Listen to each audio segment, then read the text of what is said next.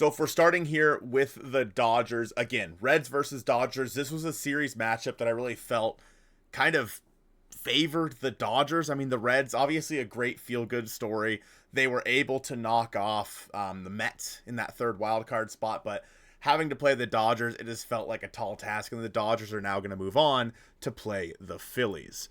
Now, taking a look at the box score here, I mean, the Dodgers put up 15 hits and 10 runs in this one. We had, wait, that's game one. How did we get here? Well, that's today. Wait, what? That was, here we go. Sorry, 8-4, my bad. 13 hits and 8 runs in this one. The Reds, 4 runs on 6 hits today. So let's take a look here first at the Dodgers. Shohei went 1 for 4 with an RBI in this one. He did walk as well. Mookie Betts, though, had a big night. 4 for 5 with 3 of the 8 runs batted in this game. Teoscar Hernandez also 1 for 5 with a couple of runs batted in today as well. He hit 2 home runs yesterday. Kike Hernandez, a couple of hits, and he had an RBI. And then Ben Rortvedt had scored 2 runs today, and he went 2 for 3. Yoshinobu Yamamoto, 6 2/3, 4 hits, 2 walks, 9 strikeouts, no earned. Blake Trinan came in for that final out there in the 7th inning, got the job done. And then Emmett Sheehan came in just for a third of an inning, couldn't quite get the job done. 2 hits, 2 earned with 2 walks, but nonetheless, again, the Dodgers do come away with this one. The Reds were kind of threatening there in the 8th inning. Again, the Reds were only able to score a couple of runs there in the 8th, and that was kind of all she wrote for this one. But nonetheless, the Dodgers over the Reds. The Dodgers now have to go on to play the Phillies. And so let me throw a poll up in the chat really quick for you guys. If I can pull it up here. Let me throw a poll up in the chat, because I think that's going to be an interesting series. And I think that, honestly, what do you guys think? Are you guys going Phillies in that regard? I think that the Phillies are the team to beat in the National League with, I don't know what's up with my Google, Jim. The Phillies, I think, are the team to beat in the National League. I think that with how their team is built and how they play at home, obviously they're going to be the ones hosting the Dodgers in this one. I think that the Phillies are kind of going to run away with this one. Now, let me put the poll up in chat here. Who is going to win the NLDS? Phillies or Dodgers? Go ahead and vote in the poll. And if you guys are watching this on the replay, go ahead and just put it down in the comments below, and we'll kind of figure it out from there. But yeah, I think that's the Phillies series to lose, in my opinion. They're a fantastic team. They have a really good pitching staff. Not having Zach Wheeler is a bit of an L for them. That's definitely something that's going to hurt them in the long run. But again, we don't have to worry about that until Saturday rolls around. Now let's talk about, we'll go in descending order here. We had the Red Sox and Yankees game today. Now, this was a closer game than I think I anticipated it being. It was a 4-3 victory for the Yankees. It was a run that came in the 8th inning for them. Let me pull it back up here for you. It was a run that came in the 8th inning for the Yankees. And when it comes to the way the Yankees played, they had a chance for Aaron Judge to be the hero in this one. And he struck out on just on 3 pitches in the strike zone. If he would hit the 2-run home run to give them the lead, then, maybe the MVP was right there, right? But Aaron Judge in this one did have an RBI. He went 2 for 4. Trent Grisham had a run, a walk, and a hit in this game as well. Ben Rice with that big 2-run home run. Austin Wells had a really clutch RBI in this one that eventually gave the Yankees the lead. Carlos Rodon, I was honestly surprised at how deep they let him go. He had 6 innings pitched, 4 hits, 3 earned, 3 walks, and 6 strikeouts. Fernando Cruz came in and got out of a jam. He did a great job. Devin Williams, 1 hit and 1 strikeout. And then David Bednar in to close that game out with a couple of Ks. On the Red Sox side of things, Trevor Story was the guy. It was a 3-run home run from Trevor Story. Or no, he hit a home run, but he also had 2 more runs knocked in as well. Story was the offense for the Red Sox in this game.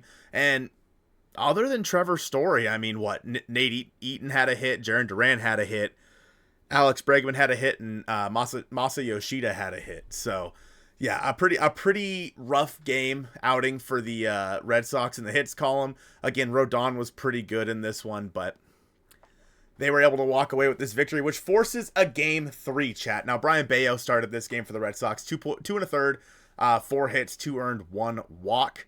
1 2/3 from Justin Wilson. They really did go through their pitching staff in this one. But Garrett Whitlock ends up being the guy that gives up the earned run on the Austin Wells hit that secured the victory for the Yankees. Now, if we're looking at the probable pitchers tomorrow, Conley Early and Cam Schlittler, a couple of very, very good rookies in Early and Schlittler. This is going to be a fun game, in my opinion, because this is win or go home, right? Game 3's always the best. I love watching game 3s because, you know, you have a chance to move on, but you also have a chance to be the loser in this one. And with Conley Early, he, you know, came up a little bit later in the season, but did a great job. Speaks to his 2.33 ERA with 29 strikeouts. Cam Schlittler came up a little bit earlier, 2.96 ERA with 84 strikeouts. I will be shocked if we do not see both teams using the bullpen pretty quickly and giving these guys a relatively short leash in this one. I would assume that that's going to be the case with a couple of rookies on the mound. So let me put in the chat really quick. We're going to end this poll. We're going to end that poll for the Phillies and the Dodgers. I'm not 100% shocked that the Phillies are coming away with this one over the Dodgers, but nonetheless, it makes some sense. So we're going to start a new poll here. Who wins game 3? Red Sox, Yankees. I'll be interested to see what you guys say here, because this team is going to be moving on to face the Toronto Blue Jays. So let me know what you guys think. The Phillies came out on top, 65% over 35% to the Dodgers. I'm sorry, BC, but yeah, the Phillies are coming out on top in the chat. Moving on now, we have to talk about the Chicago Cubs game, which was actually going on while I was at the Mariners scrimmage today, so I didn't get to watch a ton of this game. It didn't matter. The Padres absolutely owned this game from start to finish, and that's kind of what I expected going into game 1. I honestly expected the Padres to be the team to beat here. 3 runs on 7 hits, 1 run in that first inning, and then 2 runs in the 5th inning in this one. Manny Machado with a big 2-run home run in the 5th. Jackson Merrill also had an RBI there. So yeah, for the Padres, they're honestly, in my opinion, kind of the team to watch out for in that National League wild card right now. And moving on, they would then face the Brewers. I honestly think we might see an upset there with the Padres and the Brewers. In my opinion, the Padres are just way too good of a team to not go deep into the playoffs this year. Looking at their pitching staff, Dylan Cease, 3 2/3, 3 hits, 5 strikeouts, 1 walk. Morahone came in, 2 1/3 for him. Good for him with 1 strikeout. Mason Miller. What more can you say about Mason Miller than what he's done so far in the postseason? I believe he's faced 8 batters, and he has 8 strikeouts. Absolutely disgusting stuff out of Miller. I think he threw a ball 104 today. Just insane. You have Robert Suarez there at 1 1/3 with 1 hit. Nothing else to show for it. I honestly do think that the Padres have the best bullpen in the playoffs this year, truthfully. Andrew Kittredge was the opener for the Cubs in this one. 1 inning pitch, 2 hits, 1 earned, 1 strikeout. And then Shota Imanaga came in through 4 innings, 3 hits, 2 earned, 2 walks, and 3 strikeouts. Caleb Thielbar, 2/3 of an inning, a hit, a walk, and a strikeout. Colin Ray, Taylor Rogers, and Michael Soroka were able to continue a couple of shutout innings there from the Cubs bullpen, but in the end, it wasn't enough. So let's take a look now at the Cubs tomorrow. Yu Darvish on the mound versus Jameson Taillon. That's a very interesting matchup because honestly, Yu Darvish is the veteran, but he hasn't pitched a whole lot this year. He's been hurt. And obviously Jameson Taillon's a veteran too, but Yu Darvish has just been around and been really good for quite some time. Might as well go win the whole heckin' thing. Here we go. Here it is, chat.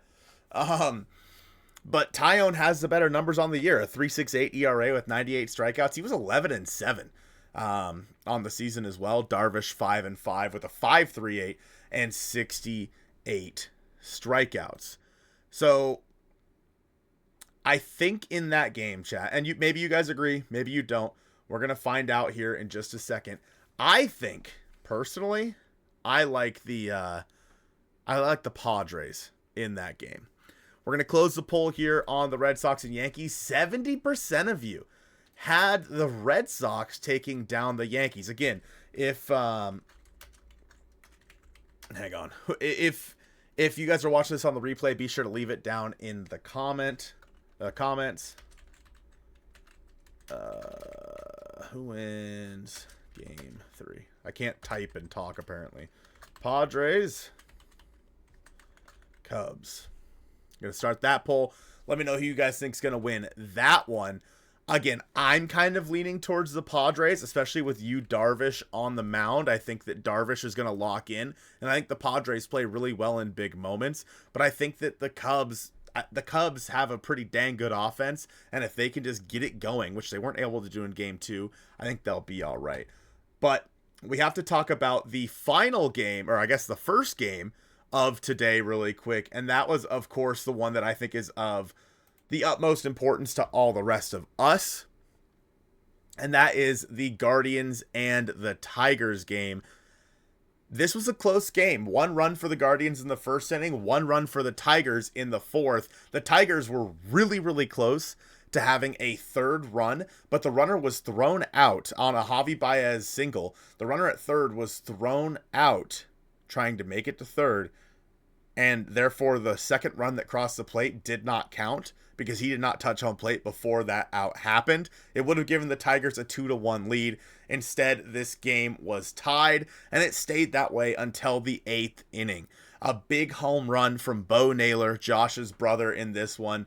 And at that point, the Guardians were just off and rolling. Again, Brian Rocchio, playoff Rocchio, came into play in this one as well.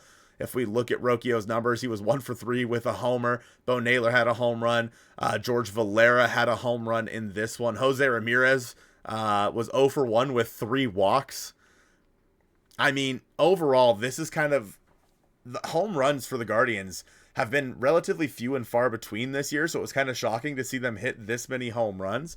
On the pitching side of things, Tanner Bybee, 4 2/3, 5 hits, 1 earned, 3 walks, and 6 strikeouts. Sobrowski came in with a walk and a strikeout. Hunter Gaddis gave up 2 hits in 2/3 of an inning. Tim Herron got 2 strikeouts in 2/3 of an inning, but nonetheless, they held it scoreless other than that 1 run that Tanner Bybee gave up. For the Tigers, though, Troy Melton was the one who really fell apart in this one. A third of an inning, 3 hits, 4 earned with 1 walk. That was obviously in that bottom of the 8th inning. Just a rough go of it for Troy Melton. I mean, for everything that you can say about the Tigers bullpen, I was shocked personally to see Casey Mize pulled at 62 pitches. I think that he probably could have kept going, but Tyler Holton came in. Obviously, the Guardians have a lot of lefties in their lineup, so maybe that made a little bit of sense. But Game 3 is going to be tomorrow. I believe it is at... Oh, it's a little bit later. It's at noon tomorrow, huh? Is that true? Hang on. Is that true that it's at noon tomorrow? No, it's at 10:08. What am I looking at? I don't know. Let me bring you guys into it while you guys are looking at it right now. It says it's at 3:08 p.m. Eastern, but the MLB at Bat App says it's at 10:08. Nonetheless, over on the Mariner Mojo channel, on the Mariner Mojo channel, we're gonna be doing the a watch along for this game, because this game has the utmost importance, because this game decides who the Mariners are gonna play in the division series. October 2nd, time TBD. Jack Flaherty versus Slade Cecconi. I think this is a very interesting matchup because Flaherty's been there, done that. But Slade Cecconi's been really good as of late. Now, I know it doesn't necessarily look like it when you look at his numbers. He's got a 4.3 ERA on the year. But over his last 7 games, he has a 3.86 ERA over 42 innings. He pitched 7 innings versus the Twins, albeit it was the Twins, with no earned. 5 2/3 versus the White Sox with 2 earned. I think that hopefully, and I see a lot of you guys talking about it in chat, hopefully this game goes like 15 innings and they have to burn so many of their relievers that they're all exhausted coming into Seattle, whichever team it is, coming into Seattle on Saturday. But yeah, this is the game that I find the most interesting, and I think that you guys probably do too. It'll be interesting to see what happens for those 3 game threes. I'm glad we get 3 game threes because that's just so much more fun than everything ending in 2 games. But let me know what you guys think in the comments down below.